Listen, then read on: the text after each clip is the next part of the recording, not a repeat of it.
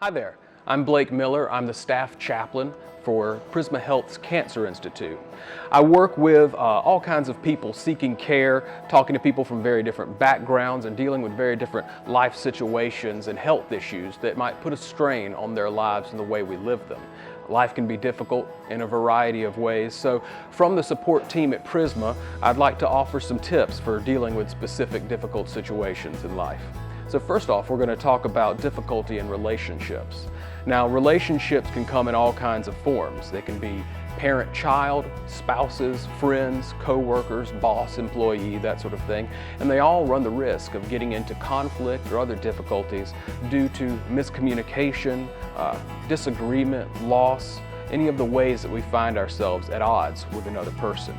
Maybe your girlfriend keeps doing that thing you've asked her not to do, or maybe your boss is disappointed in your last performance. All kinds of ways we can fail to connect with one another and encounter some difficulty. We have conflict, we have these difficulties in our relationships, and there are things we can do about it. So I'd like to share with you some of my tips for dealing with difficulty in relationships. The first tip would be, allow yourself to feel what you're feeling. In my experience, people are pretty good at expressing their disappointment or discomfort with life circumstances or bad situations, but they have a bit of a harder time expressing that they're disappointed or angry with specific other people. We don't want to tell anybody that we have a problem with what they've done or that we've come into conflict with them, but we have the right to feel these ways about people. We have the right to want certain things and to be disappointed or upset when we don't get them or when other people do things that we dislike. If we let ourselves feel what we really feel, we can form a baseline idea of what we want, and we can make positive changes and ask for positive changes in others. My next tip would be, find some boundaries for what's right and wrong for you. Now, to be clear, not everything that we think or feel deserves to be a law, deserves to be something that somebody else has to do for us or with us or to us.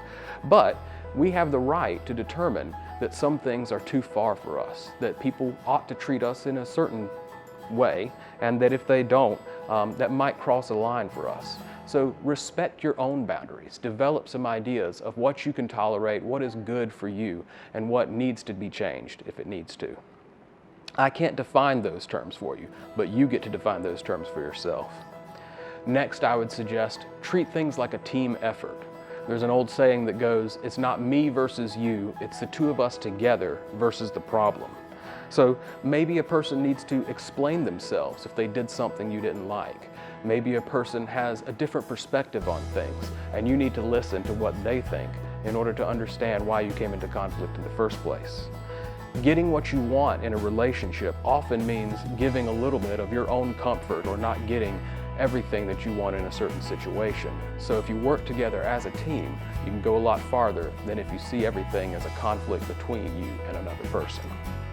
My last big tip would be, strive as hard as you can to apologize and to forgive.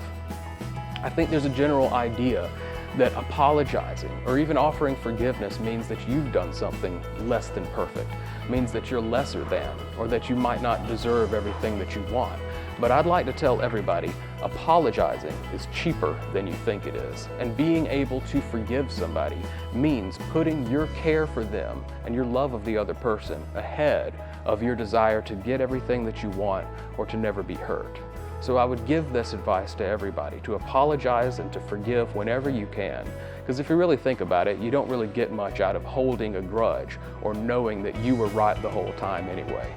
So you might have to forgive the same instances over and over, but the gratitude you're stand to receive can be worth it.